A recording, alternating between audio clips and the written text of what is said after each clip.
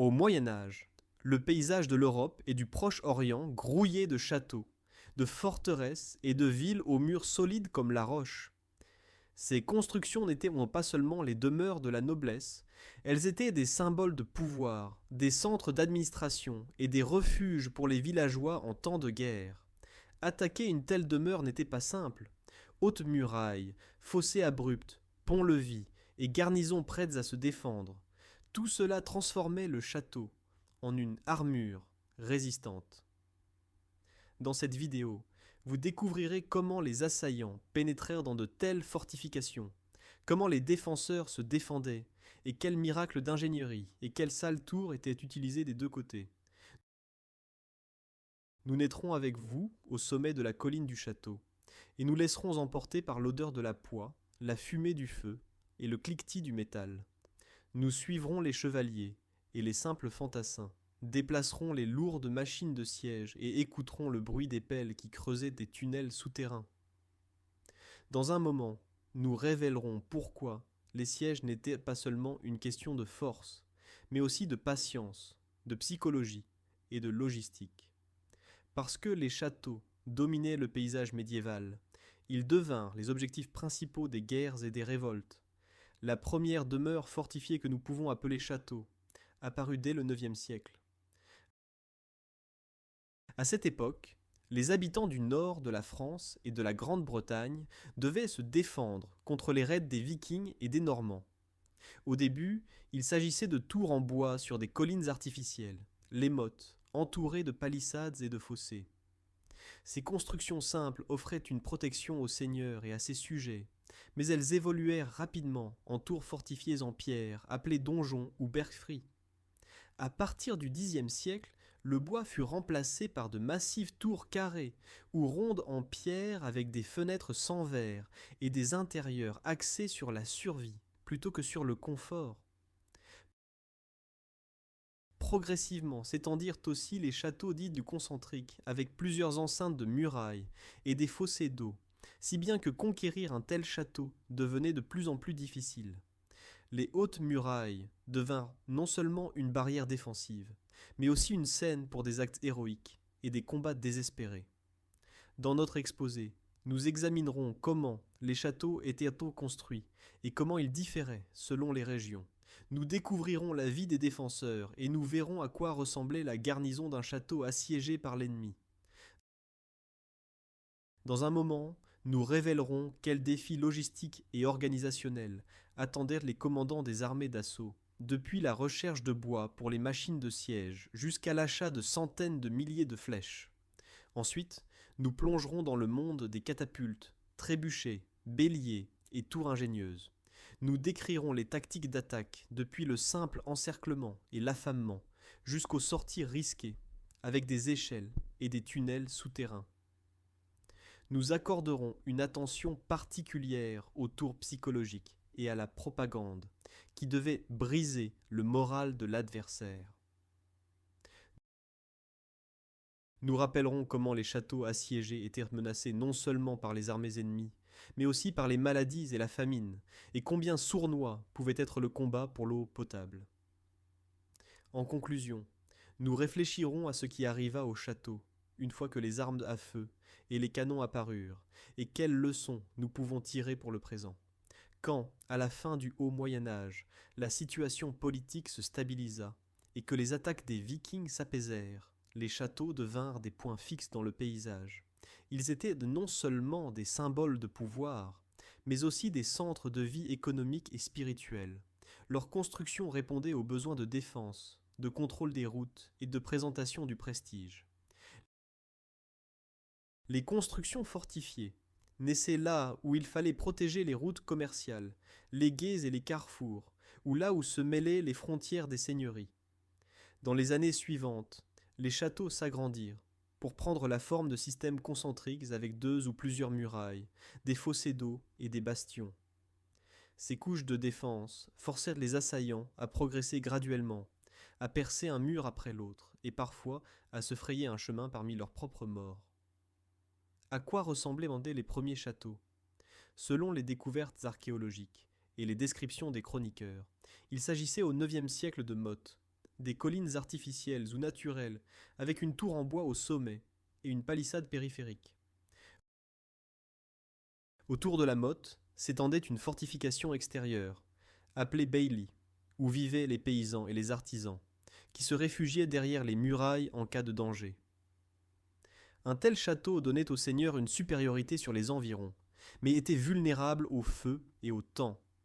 C'est pourquoi, après l'an 1000, on commença à construire des tourbergfries en pierre avec des murs épais et des pièces exiguës où la sécurité primait sur le confort. Les fenêtres sans verre et les murs épais rappelèrent plutôt un bunker qu'un palais. La forteresse était entourée d'un fossé d'eau et l'entrée était protégée par un pont-levis. Le portail était fermé par plusieurs portes en bois et une grille de fer. Les défenseurs pouvaient depuis le chemin de ronde surveiller les environs et tirer des flèches à travers d'étroites meurtrières. En France, en Angleterre et en Espagne apparurent au XIIIe siècle des châteaux à 2 ou plusieurs enceintes, qui devinrent le sommet de l'architecture militaire médiévale. La muraille extérieure, avec des tours rondes, servait de première ligne de défense, et son chemin de ronde permettait aux archers d'arroser les assaillants de flèches, de pierres ou d'eau bouillante. La muraille intérieure était plus haute, et fournissait un soutien en cas de percement de la muraille extérieure. Entre les murailles naissait le parvis, où pouvaient se rassembler des renforts, où s'édifièrent des constructions provisoires. La nuit, les gardes parcouraient constamment les murs, surveillaient l'horizon et écoutaient les signes de mouvement. Chaque petite fenêtre, meurtrière ou machicoulis, ouverture dans le plancher du chemin de ronde par laquelle on versait des liquides bouillants, était destinée à la défense. Différentes régions offraient par ailleurs des éléments défensifs spécifiques. Dans les régions sèches de la Méditerranée, les fossés n'étaient pas toujours remplis d'eau. Il s'agissait plutôt de fossés profonds, taillés dans la roche. En revanche, aux Pays-Bas, en raison du terrain plat, on creusait de larges canaux d'eau. Dans les montagnes, les châteaux se construisaient sur des promontoires rocheux, et l'accès se faisait par un seul chemin escarpé. Outre les grandes forteresses de pierre, il existait aussi de plus petites tours de garde en bois protégeant les routes commerciales. Parfois apparaissaient des borines, des murailles de terre et de bois, qui se révélaient rapidement constructibles, mais facilement percées par le feu. Tout cela signifie que les tactiques de siège devaient constamment s'adapter au type de fortification. Examinons maintenant l'équipage du château. Dans cette vidéo, vous découvrirez qui composait la garnison et quelle était leur position dans la société. Dans la défense du château jouaient un rôle clé deux groupes, les chevaliers et les fantassins. Les chevaliers étaient des membres de la noblesse, et leur chemin vers le titre de chevalier comprenait un entraînement de plusieurs années, des serments de fidélité et une vie selon les idéaux d'honneur et de bravoure.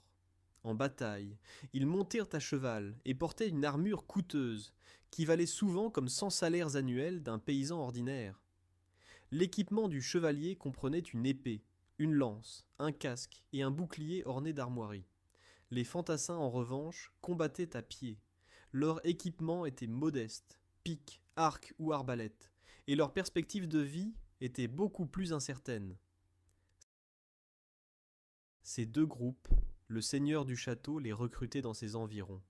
Les chevaliers lui devaient service généralement 40 jours par an, comme l'indiquent les chroniques locales. À la défense du château n'appartenèrent pas seulement la noblesse et les mercenaires. En temps de menace, se retirèrent dans le château les paysans, artisans, marchands et le clergé. Leur présence augmentait la consommation des réserves, mais fournissait en même temps de la main-d'œuvre pour les réparations des murs, le transport des munitions ou le soin des blessés. Le château devenait ainsi temporairement une ville miniature.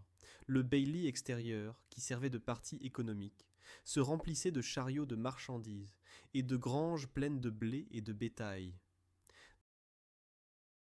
Dans la salle commune, la grande halle, se déroulait tout. Repas, sommeil et conseils des anciens. Dans les pièces d'habitation se serraient plus de gens qu'ils n'y étaient habitués, et pendant les longues nuits, le moral baissait. Selon les descriptions d'époque, La garnison n'avait souvent qu'un équipement modeste pour un sommeil confortable, bancs, tables et lits de paille. Quand se répandit la nouvelle de l'approche de l'ennemi, le commandant du château donna les ordres: lever le pont, préparer les catapultes, remplir les réserves de flèches. Les femmes et les enfants transportaient des tonneaux d'eau dans les citernes. Chaque participant savait que les réserves pouvaient décider de la survie. Selon les descriptions de siège, l'eau était souvent stockée dans des réservoirs à l'intérieur du château. Mais lors d'une longue attente, elle devenait stagnante et dangereuse. C'est pourquoi certains châteaux avaient des puits profonds ou des tunnels secrets, menant à des sources hors des murailles. D'autres étaient construits près de rivières ou sur la côte pour que la garnison puisse être approvisionnée par voie d'eau. Les tactiques défensives de la garnison comprenaient plus que la simple attente derrière les murs. Depuis les ponts-levis, on tirait des flèches. Par les murder holes, on versait des liquides bouillants, du sable chaud ou de la chaux. Sur les chemins de ronde, tiraient les archers à travers d'étroites meurtrières, qui permettaient un large champ de vision, mais protégèrent des tirs de l'extérieur. La garnison pouvait effectuer des sorties, appelées sorties, quand un groupe de cavaliers sortait par une porte latérale et attaquait les assaillants de flanc. Les défenseurs disposaient aussi de leurs propres machines de siège, plus petites balistes, mangonneaux et trébuchets, qu'ils dirigeaient sur les tours et barricades ennemies. Sur certains châteaux était installée à chaque angle de la tour principale une pièce d'artillerie autonome appelée Springald. C'était le cas par exemple au château gallois de Chepstow. Outre les mesures militaires, les défenseurs utilisaient aussi des tours psychologiques. Une des histoires raconte le siège d'un château, dont la garnison avait des greniers presque vides. Pour tromper l'ennemi, elle remplit un corps de porc avec les dernières réserves de blé et le jeta par-dessus les murailles. À l'impact, le sac se déchira, et les ennemis virent qu'il pleuvait du blé depuis le château, ce qui les convainquit que les défenseurs avaient suffisamment de nourriture, et ils se retirèrent donc.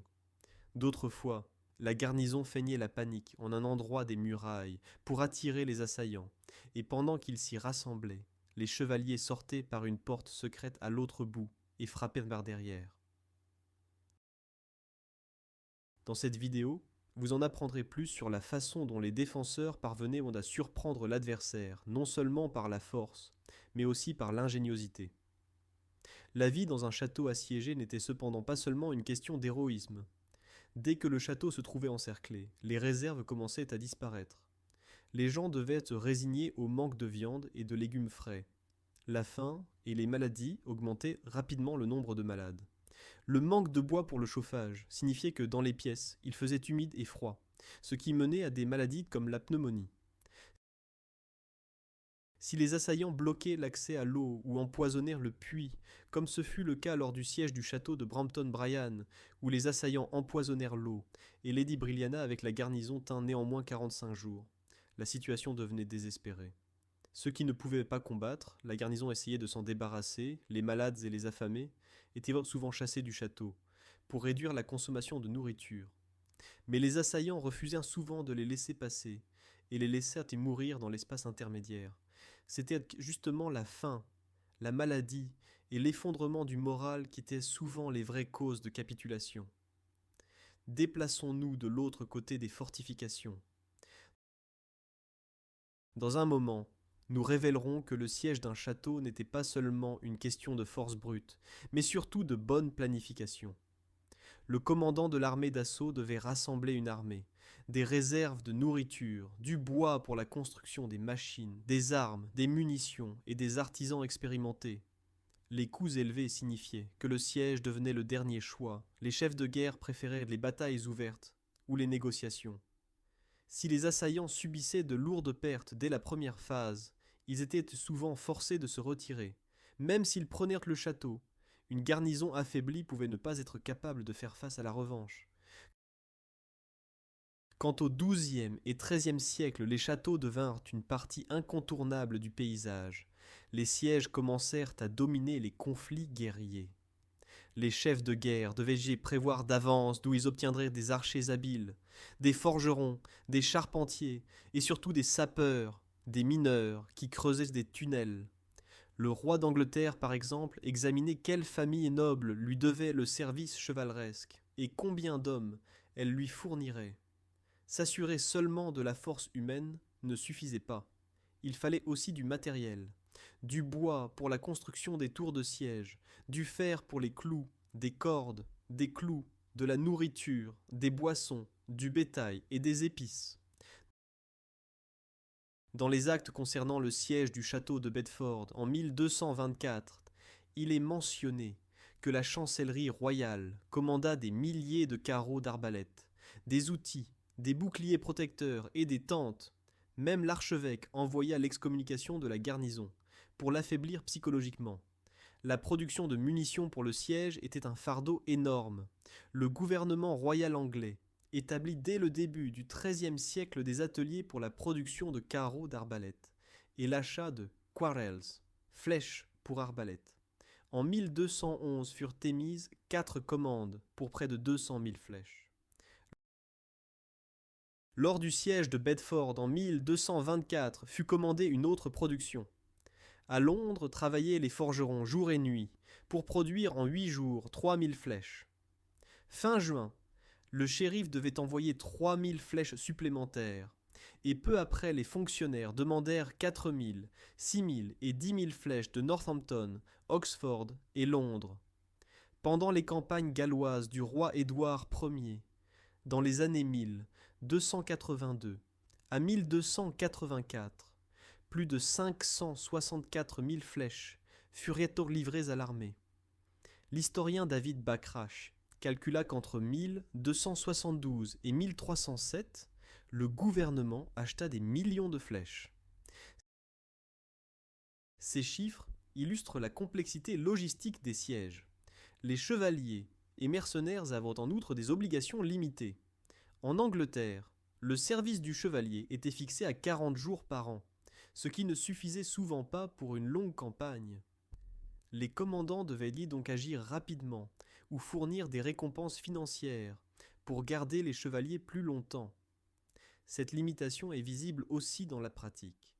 Les garnisons des châteaux assiégés savaient que si elles tenaient 40 jours, les assaillants pouvaient se disperser à cause du départ des chevaliers.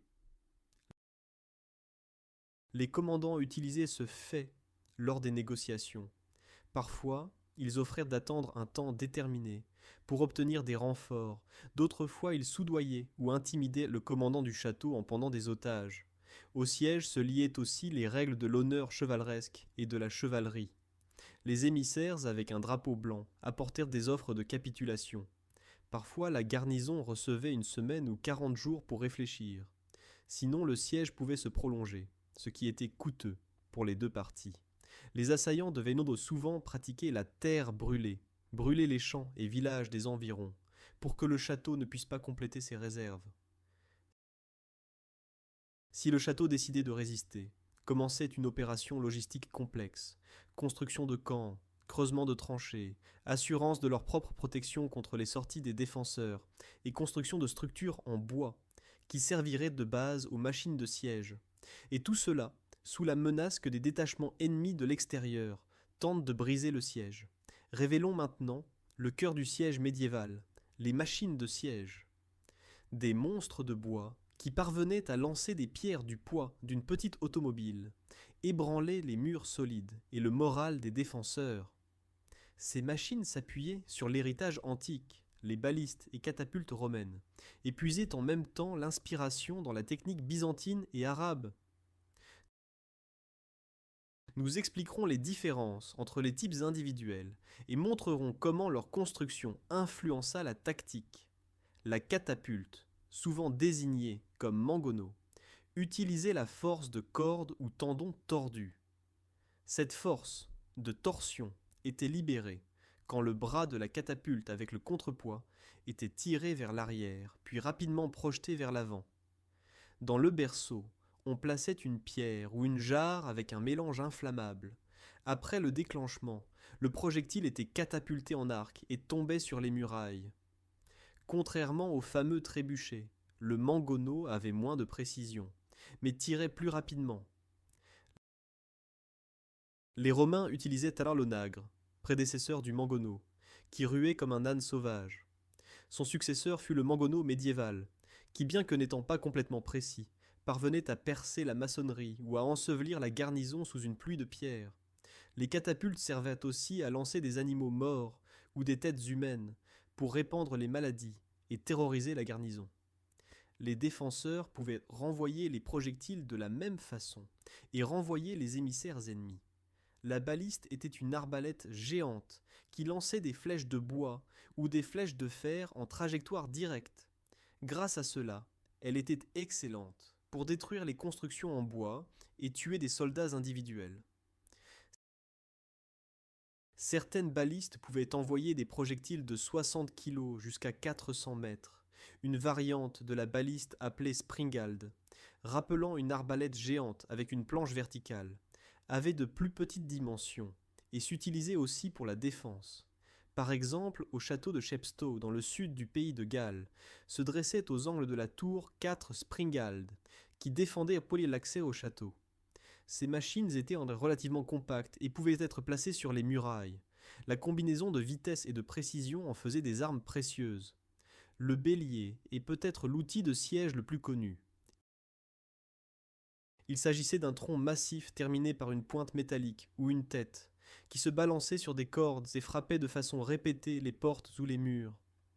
Les assaillants se cachaient sous un abri en bois appelé pentouse ou chatte, qui était couvert de cuir mouillé ou de plaques de fer pour résister au feu et aux pierres. Les béliers étaient encore plus efficaces contre les portes en bois. Contre les murs de pierre, ils s'utilisaient principalement sur les angles, où la construction était la plus faible. Les défenseurs essayaient de neutraliser les béliers avec des crochets et des chaînes, avec lesquels ils les renversaient ou jetaient des poutres. Parfois le bélier faisait partie d'une construction plus grande, une tour en bois avec un tronc suspendu, que les assaillants poussaient contre la muraille et le balançaient comme un pendule. Ces constructions portèrent les surnoms de chat ou turtle et parvenirent à combiner bélier, sape et protection des soldats en un seul ensemble. La machine de siège la plus célèbre et la plus destructrice du Moyen Âge était le trébuchet. Contrairement aux catapultes de torsion, il utilisait la gravité, un contrepoids. À une extrémité d'un long bras pendait une lourde caisse remplie de pierres, de sable ou de plomb. À l'autre extrémité était un sac de cuir pour le projectile. L'équipage tirait l'extrémité la plus longue du bras, plaçait une pierre et libérait le mécanisme. Le contrepoids s'effondrait vers le bas, et l'autre extrémité projetait la pierre au loin. Les historiens se disputent sur l'origine du trébuchet. Certaines sources l'attribuent au Perrier chinois, qui était mu par la force humaine. D'autres affirment que le mécanisme à contrepoids est une invention européenne. Le mot trébuchet apparaît pour la première fois dans une chronique du XIIe siècle et dérive du français trabuquer, renverser. Les performances du trébuchet suscitèrent le respect. Selon les chroniques, ces machines parvenaient à lancer des pierres pesant 50 à 250 kg sur une distance jusqu'à 500 mètres. À l'époque des croisades, elles étaient utilisées par les nobles français et allemands contre les forteresses du Levant, mais en même temps elles étaient utilisées aussi par les défenseurs. Par exemple, le prince Louis de France déploya en 1216 un trébuchet lors du siège de Douvres, mais échoua apparemment.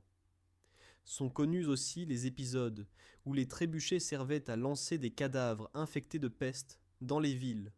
Par exemple, les Mongols, lors du siège de Kaffa en 1346, lancèrent à l'aide du trébuchet des corps morts avec une maladie inconnue, qui causa plus tard la mort noire en Europe. Parmi les machines de siège se distingua Warwolf, arme gigantesque du roi Édouard Ier, dont la construction prit 5 maîtres charpentiers et 40 ouvriers, 3 mois, et quand elle fut prête, elle parvenait à abattre des murs entiers. Sa taille était si impressionnante que les Écossais offrirent plutôt la capitulation avant même son utilisation. Mais Édouard voulait voir l'arme en action. Outre les machines principales, existaient aussi des armes plus petites ou curieuses. Le Perrier était une machine à contrepoids plus petite, qu'actionnait une équipe d'hommes tirant sur des cordes. Grâce à un rechargement plus rapide, ils s'utilisaient pour un bombardement continu. Populaires étaient aussi les engins volants balistiques, par exemple les dragons, cerfs-volants, qui servaient à transporter des mélanges inflammables au-dessus des murailles. Quand le dragon survolait le mur, les défenseurs l'abattaient, et la charge s'enflammait dans la partie arrière du château. Un autre cas extrême mentionne l'utilisation de soufre et de gaz toxiques. Le pape Alexandre VI, lors du siège d'Ostie, envoya prétendument du gaz sulfureux dans le château. Et enfin, les garnisons du château protégeaient notamment les machines du feu en les couvrant de cuir mouillé, d'argile ou de plaques métalliques. Les machines de siège étaient redoutables, mais les défenseurs cherchaient constamment des moyens de leur faire face. Contre les tours, ils utilisaient des flèches enflammées qui allumaient les constructions en bois. Les assaillants couvraient donc les machines de cuir mouillé ou de métal. Les fossés étaient comblés ou recouverts de ponts pour que les tours puissent atteindre les murailles. Les défenseurs pouvaient ni même construire leur propre tour et directement depuis, elles bombardaient la tour ennemie. Lors de l'affrontement des machines se déroulait ainsi une bataille de lutte particulière de deux géants en bois, dont chacun représentait un investissement de temps, de matériel et d'espoir. Quand le commandant de l'armée disposait d'une armée, de réserves et de machines, il devait décider comment prendre le château. Il y avait plusieurs tactiques, souvent combinées. Dans un moment, nous révélerons comment ces stratégies différaient et pourquoi le choix de la mauvaise méthode pouvait mener à l'échec. La stratégie la plus simple et souvent la plus efficace était d'encercler le château, d'interrompre l'approvisionnement en nourriture et en eau et d'attendre que les défenseurs se rendent par la faim. Les assaillants brûlaient les champs et villages environnants pour empêcher la contrebande de réserve. Parfois, ils construisirent une fortification plus petite, appelée château de siège, qui bloquait les portes et permettait aux assaillants de partir guerroyer ailleurs. Certains châteaux avaient cependant leur propre puits et entrepôts de nourriture, ce qui permettait aux garnisons de tenir des mois, ou même des années. Le château de Caernarfon au pays de Galles était construit près de la mer pour qu'il puisse être approvisionné par eau. L'assaillant devait avoir aussi sa propre flottille pour que le siège réussisse. Mais même les assiégeants risquaient. L'armée au camp devait se nourrir du pillage des environs ou de sa propre ligne d'approvisionnement et était exposée aux mêmes maladies et à la famine que les défenseurs. L'affamement était cruel pour les deux parties. Les chroniques décrivent des cas où les défenseurs sacrifièrent leurs chevaux ou même chassèrent les malades pour économiser les réserves. Une autre tactique était d'essayer de prendre le château par un assaut rapide avec des échelles, appelée escalade. Les assaillants dressaient contre le mur de hautes échelles ou des tours en bois avec des passerelles extensibles.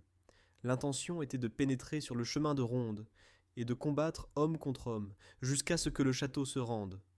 Pendant l'attaque, les archers donnaient un tir de couverture et tiraient sur les défenseurs pour qu'ils ne puissent pas faire tomber les échelles. L'attaque était rapide, mais dangereuse. Un des chroniqueurs décrit comment lors du siège de Caen en 1346, le chevalier Edmund Springhouse glissa de l'échelle et tomba dans le fossé, où les défenseurs français le brûlèrent. Dans une autre bataille, un assaillant enleva son casque pour voir combien il lui restait jusqu'au chemin de ronde et fut immédiatement touché par une arbalète. L'escalade exigeait courage et chance. Si elle échouait, les assaillants devaient utiliser des armes plus lourdes. Une variante un peu plus sophistiquée de l'escalade était les tours de siège. Elles étaient construites en poutres de bois, couvertes de cuir ou de métal pour résister au feu et remplies de soldats. La tour pouvait mesurer jusqu'à 24 mètres de haut, ce qui permettait aux archers de tirer d'en haut sur les défenseurs. La partie inférieure de la tour servait à protéger les sapeurs ou les béliers. Avant d'approcher la tour, les assaillants devaient combler le fossé ou construire un pont. Parfois, ils utilisaient des ponts pliants. La tour était poussée sur roues ou tirée par des bœufs et s'approchait du mur sous tir de couverture. Les défenseurs essayaient d'enflammer les tours avec des flèches enflammées, jetaient des pierres et utilisaient des crochets pour les démolir. Les assaillants couvraient donc les tours de cuir mouillé ou de métal. Le succès de la tour dépendait souvent de la détermination de la garnison, Si les défenseurs ne se laissaient pas intimider, ils parvenaient à détruire la tour. Quand les murs ne cédaient pas même après les salves de pierre, le commandant pouvait ordonner le sapement. Cette tactique consistait en ce que les sapeurs creusaient des tunnels sous les fondations des murailles. Le plafond du tunnel était soutenu par des poutres de bois. Après achèvement du travail, l'espace était rempli de bois et allumé pour que les poutres brûlent, le plafond s'effondre et avec lui le mur. Un sapement réussi exigeait un terrain mou. Les châteaux construits sur un sol rocheux se défendaient ainsi plus facilement. Les défenseurs se défendaient en creusant leurs propres tunnels, contre-tunnels, qui devaient rencontrer les tunnels ennemis, permettre l'expulsion des sapeurs, ou ensevelir leur œuvre. Une des histoires les plus connues sur le sapement est le siège de Rochester en 1215. Le roi Jean n'était pas sûr de comment humilier la tour massive, et quand les salves de pierres échouèrent, il décida de creuser sous la tour sud. Il ordonna de rassembler autant de pioches que possible, et engagea des sapeurs. Quand ils achevèrent le tunnel, il envoya chercher 40 cochons les plus gras, ceux qui ne sont pas bons à manger. La graisse des cochons imprégna les poutres de soutien. Quand ils l'allumèrent, les poutres de bois brûlèrent, et une partie de la tour s'effondra. Pourtant les rebelles se cachèrent dans la deuxième partie de la tour, qui était construite séparément, et continuèrent la défense. Finalement, c'est la faim qui les brisa, et le 30 novembre, ils se rendirent. L'histoire devint une légende de l'ingénierie de siège. Elle montre la créativité et la brutalité du Moyen-Âge. Le feu était omniprésent dans les sièges. Les assaillants tiraient des flèches enveloppées de tissus de lin trempés dans la poix, qui à l'impact allumaient les constructions en bois. Populaires étaient aussi les récipients en céramique remplis de graisse animale ou de pois, qui à l'impact se brisaient et répandaient entre la flamme. Parfois, on poussait vers le mur des chariots avec des tas de bois qu'on allumait pour affaiblir le mortier entre les pierres. Les assaillants utilisaient en outre des gaz toxiques. Au XVe siècle, le pape Alexandre VI fut accusé d'avoir utilisé du gaz sulfureux lors du siège d'Ostie pour chasser les défenseurs. En pratique, les tactiques individuelles se combinaient. L'armée encerclait d'abord le château, négociait avec la garnison et pendant ce temps construisait des tours et des catapultes. Après la première vague d'attaque, on essayait l'escalade et les béliers. Si elles ne réussissaient pas, on passait au sapement. Quand cette méthode échouait aussi, le commandant pouvait recourir aux tours psychologiques ou réfléchir au siège du château dans un horizon plus long. Chaque siège était ainsi unique. Cela dépendait de la force de la garnison, du terrain, des réserves et du moral. Le combat médiéval ne se menait pas seulement avec des épées et des machines. La psychologie était tout aussi importante. Dans cette vidéo, vous découvrirez comment assaillants et défenseurs manipulaient les informations, utilisaient la ruse et l'intimidation. La chronique médiévale indique que l'envoi de fausses lettres avec des ordres de capitulation faisait partie des tours habituels. Les assaillants pouvaient soudoyer un garde, s'habiller en robe de moine et s'infiltrer dans le château comme pèlerins, ou abuser de l'honneur chevaleresque, quand lors de négociations on sortait l'arc et on tirait. Parfois on envoyait par catapulte des têtes de prisonniers ou des cadavres pour provoquer la peur et répandre les maladies. Ces activités n'étaient pas en accord avec les idéaux de chevalerie, mais la pratique était souvent plus dure que la théorie. De l'autre côté se trouvent des histoires d'humanité. Certains commandants offraient aux assiégés du temps pour qu'ils consultent leur seigneur ou libéraient les civils si le château capitulait à temps. D'autres choisissaient des méthodes brutales. L'empereur Frédéric Barberousse, en 1160, lors du siège de la ville de Crémat, attacha les parents des défenseurs devant les tours de siège, pour que les défenseurs n'osent pas enflammer les tours. Ceux-ci cependant n'hésitèrent pas, et brûlèrent plutôt leurs propres parents que de se rendre. De tels actes montrent que le Moyen-Âge était plein de dilemmes moraux complexes. Les assiégeants utilisaient aussi la propagande. Les légendes sur l'invincibilité du roi ou au contraire sur la faiblesse de la garnison se répandaient dans le camp. Un exemple est le cas où la garnison jeta par-dessus les murailles un cochon rempli de blé pour indiquer qu'elle avait assez de réserves. Une autre histoire d'Angleterre raconte comment les assaillants annoncèrent qu'en 5 jours apparaîtrait une énorme machine de siège appelée Warwolf. La vue des travaux de construction et des énormes pièces de bois terrorisa si bien les défenseurs qu'ils offrirent la capitulation avant même l'achèvement. Le roi Édouard Ier refusa cependant et fit tirer la machine pour démontrer sa force. L'impact psychologique était souvent aussi important que la destruction physique. Enfin, l'espionnage entrait en jeu. Des soldats déguisés en marchands ou pèlerins essayaient de pénétrer dans le château et de découvrir les points faibles de la défense. Parfois, on parvenait à soudoyer un membre de la garnison, qui ouvrait une porte secrète. De l'autre côté, les assiégés essayaient de savoir quand les assaillants dînaient ou fêtaient, pour entreprendre une sortie surprise. Les accords secrets et les trahisons jouaient un grand rôle, mais les chroniqueurs en écrivaient moins, car ils ne correspondaient pas à l'image de l'honneur chevaleresque. Le siège à long terme était dévastateur pour les gens et les animaux. La faim, la mauvaise hygiène et les maladies se répandaient comme le feu. Les assaillants essayaient parfois d'accélérer le processus grâce aux maladies. Ils jetaient dans le château des corps morts, du fumier et des animaux malades, pour provoquer la peste. Célèbre est le cas des Mongols à Kaffa en 1346, qui jetèrent des corps morts de victimes d'une maladie inconnue par-dessus les murailles.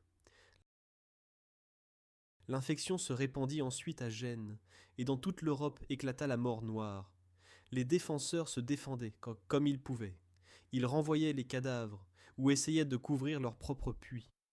Pourtant, la propagation des maladies ne pouvait pas être arrêtée, surtout quand l'intérieur du château était surpeuplé et l'eau stagnante. La maladie n'était pas le seul ennemi. Le manque de nourriture et de vitamines menait à l'affaiblissement des défenseurs. Dans les descriptions d'époque, il est mentionné que les gens mangeaient des chevaux, des chats ou des chiens et souffraient en même temps de dysenterie. De l'autre côté, les assaillants devaient de nourrir une armée beaucoup plus grande et risquaient la famine, si le château bloquait l'accès aux terres agricoles. Beaucoup de sièges se terminaient plutôt par épuisement que par percement des murailles. Outre l'affamement, les gens devaient supporter la pression psychologique, le bombardement constant, les cris du camp, la puanteur des corps qu'il n'était pas possible d'enterrer, et le sentiment de désespoir rongeait l'âme. Comme le décrivent les chroniques, le moral à l'intérieur du château baissait avec les réserves qui diminuaient. Les malades et les faibles étaient envoyés dehors et abandonnés à la merci de l'ennemi. Les assaillants profitèrent de ces moments pour offrir la capitulation en échange de la vie. Les défenseurs devaient souvent peser s'il était plus honorable de mourir de faim ou d'ouvrir les portes à l'ennemi. Aucun siège ne durait éternellement. Comme les combats s'intensifiaient, venait le moment de décision, se rendre ou combattre jusqu'au dernier souffle. Dans cette vidéo, vous découvrirez à quoi ressemblait ce moment. Les négociations étaient habituelles. Les assaillants offraient une sortie honorable si la garnison ouvrait les portes, ou promettait d'épargner les civils. Dans beaucoup de cas, la garnison recevait du temps pour consulter son seigneur. S'il s'agissait d'un châtelain, il pouvait décider lui-même, mais si le château était en possession d'une famille noble, on attendait ses instructions. Pendant cette trêve, les assaillants pouvaient souffrir de la diminution de l'armée à cause de l'expiration du service chevaleresque. Si la garnison refusait, l'attaque commençait. Après le percement des murailles se déchaînait une bataille cruelle, homme contre homme. Quand le château se rendait finalement, venaient les conséquences. Il est intéressant que selon les coutumes, parfois les soldats étaient épargnés, parce qu'ils ne faisaient que suivre les ordres, tandis que les civils et bourgeois pouvaient être soumis au massacre et au pillage. Le château conquis était souvent pillé pendant 3 jours. Les vainqueurs emportèrent le butin et détruisaient tout ce qui était précieux. Si l'assaillant décidait de garder le château, il renouvelait les fortifications et installait sa garnison. Dans le cas contraire, il détruisait le château pour qu'il ne devienne pas un foyer de résistance. Parfois, le commandant de l'armée de siège décidait d'exécuter les défenseurs pour l'exemple. Par exemple, le roi Jean, après la prise de Rochester, voulait pendre tous les défenseurs, mais ses conseillers le persuadèrent, et il ne pendit qu'un arbalétrier. D'autres fois, On acceptait un compromis. La garnison capitulait sous condition de sortie libre, mais la propriété du château revenait au vainqueur. Où il arrivait que la garnison s'accorde sur l'échange de prisonniers ou le paiement d'une rançon.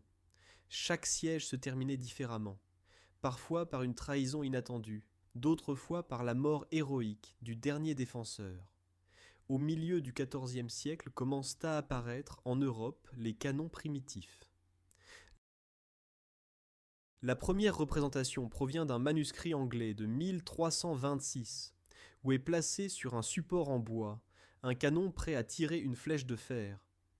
Ces premières bombardes étaient imprévisibles et dangereuses. Les modestes connaissances de construction menaient à ce que les canons explosaient des parfois et tuaient leur propre équipage, comme par exemple le roi Jacques II d'Écosse, qui mourut lors de l'explosion d'un canon en 1460. Pourtant la poudre à canin se répandit rapidement, et au XVe siècle apparurent des batteries d'énormes canons, dont les projectiles pesaient de plus de 100 kilos. Les forteresses, qui résistaient aux trébuchets pendant des siècles, s'effondraient soudain en quelques heures. Le développement de l'artillerie causa une révolution dans l'architecture. Les murailles étaient renforcées et surélevées. Les tours étaient arrondies pour mieux résister aux impacts. Les meurtrières se transformèrent en embrasures pour canons, d'étroites ouvertures adaptées aux armes principales. En même temps, apparurent cependant de nouveaux types de fortifications, les forteresses à bastions, qui combinaient des murs bas et épais et des saillants en forme de flèches, qui permettaient le tir croisé. Ainsi, la conception médiévale du château disparaissait progressivement.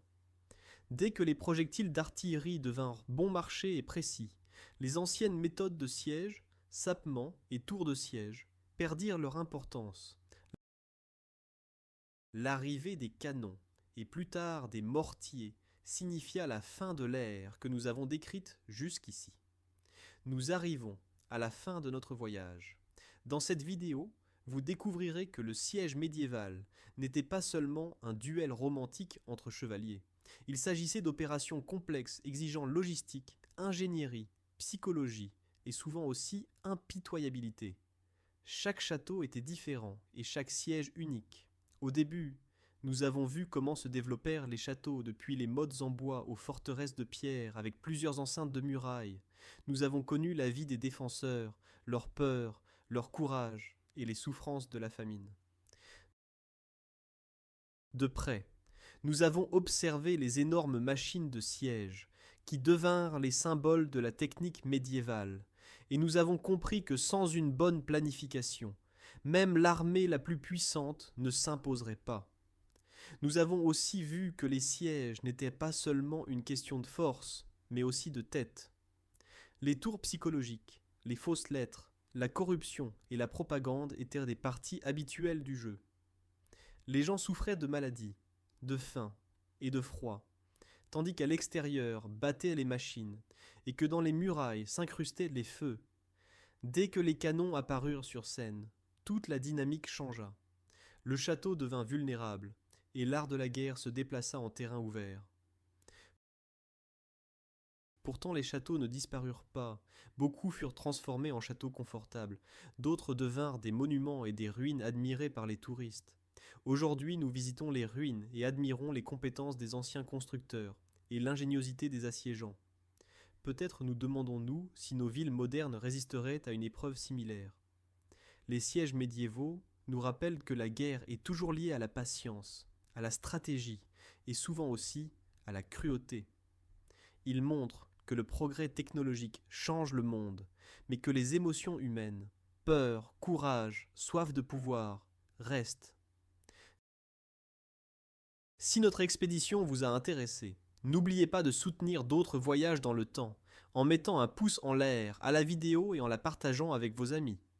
J'ai hâte de vivre d'autres aventures dans l'histoire, et qui sait, peut-être la prochaine fois nous aventurerons-nous dans les tranchées d'une autre époque.